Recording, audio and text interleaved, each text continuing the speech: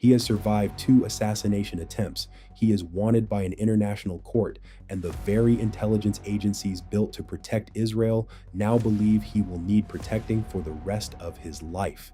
Benjamin Netanyahu has been at the center of Israeli power for almost 3 decades. In that time, he has made the kind of enemies most world leaders never have to think about, not just political rivals, but armed militias, foreign intelligence services, and now international prosecutors. Tonight, the International Criminal Court issuing arrest warrants for Israel's prime minister, his former defense minister, and the military chief of Hamas, charging them with crimes against humanity.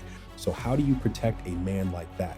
The answer involves a fortress on wheels, a plane that took a decade of political warfare just to get off the ground. Security protocols so intense they've been called unprecedented even by Israeli standards, and a legal problem that no amount of armor can solve.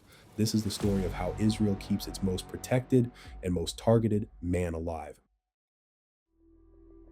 Picture the scene.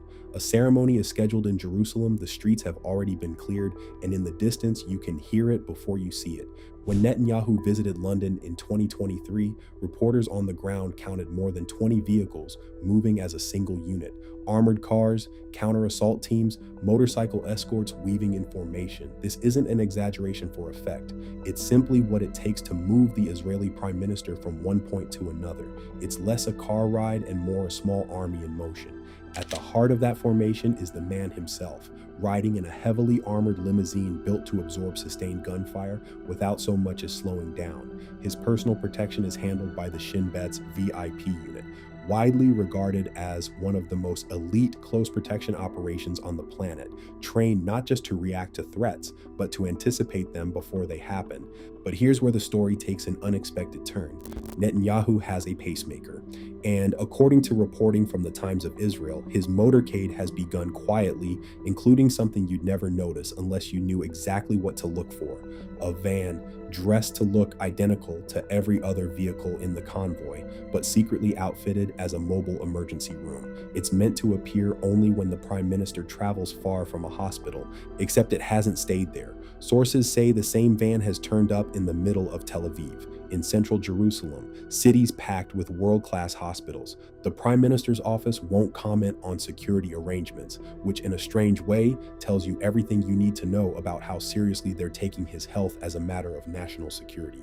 This is a man whose government has decided that even a 5-minute drive requires a hidden ambulance running silently alongside him, and that's before he even leaves the ground. For years, Israel's prime ministers had no dedicated aircraft of their own.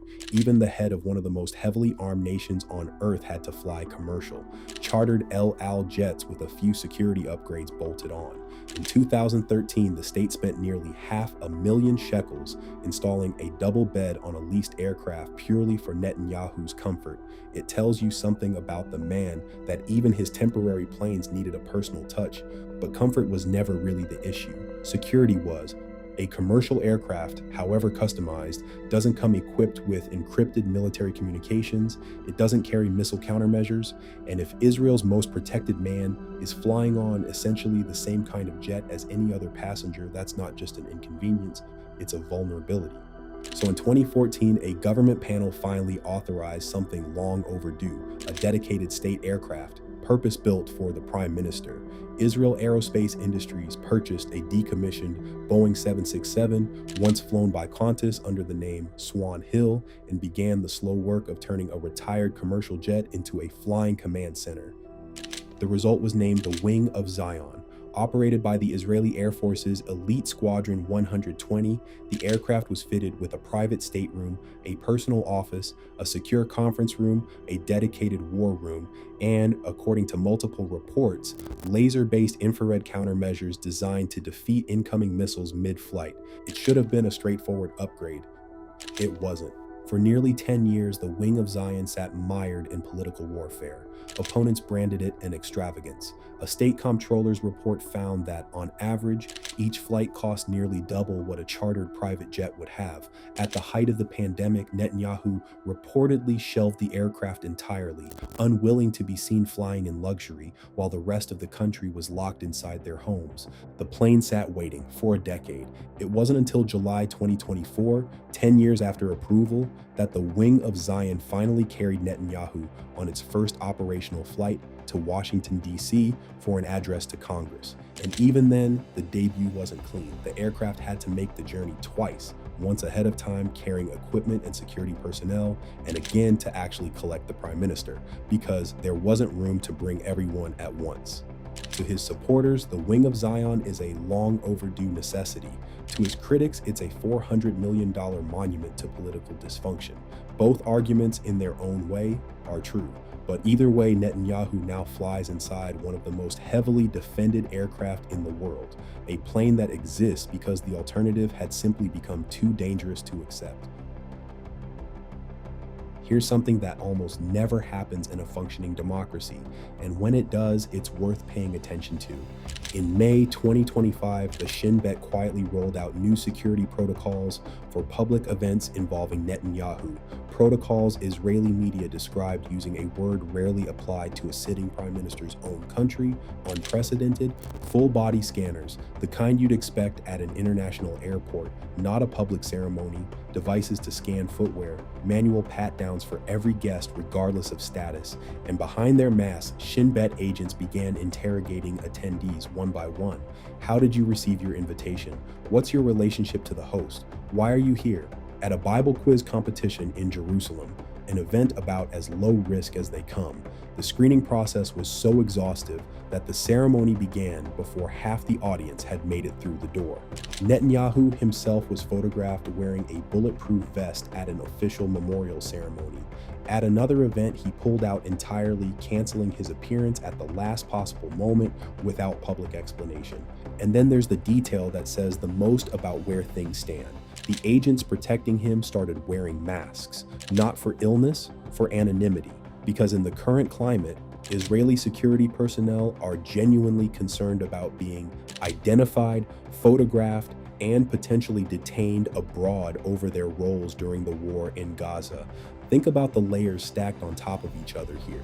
The prime minister is protected by agents who now need to be protected from being recognized. Security has become recursive, protecting the protectors from the consequences of protecting him.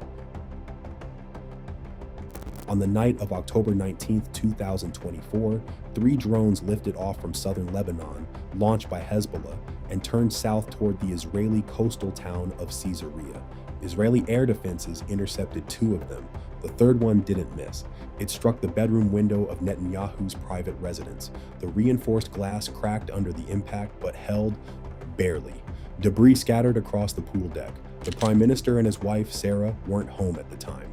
No one was hurt. Within hours, Netanyahu posted a statement online. The attempt by Iran's proxy Hezbollah to assassinate him and his wife, he wrote, was a grave mistake.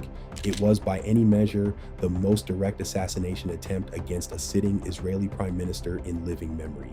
And it exposed something that no armored car and no hardened aircraft could ever fully solve, a threat that comes from directly overhead. Since that night, the layers of protection around Netanyahu have only multiplied. The Wing of Zion is one answer. The unprecedented event screening is another, but the drone strike revealed a second kind of threat entirely, one that doesn't come with a warhead at all. Just 1 month later, in November 2024, the International Criminal Court issued an arrest warrant for Benjamin Netanyahu, citing reasonable grounds to believe he bore responsibility for war crimes committed in Gaza. He became one of the only sitting leaders of a democratic nation to ever face such a warrant while still in office. And almost overnight, travel itself became as dangerous in its own way as any drone. He flew to Washington in early 2025. The United States doesn't recognize ICC jurisdiction, so the trip was safe. He flew to Budapest shortly after because Hungary's Prime Minister Viktor Orban personally guaranteed the warrant wouldn't be enforced on Hungarian soil.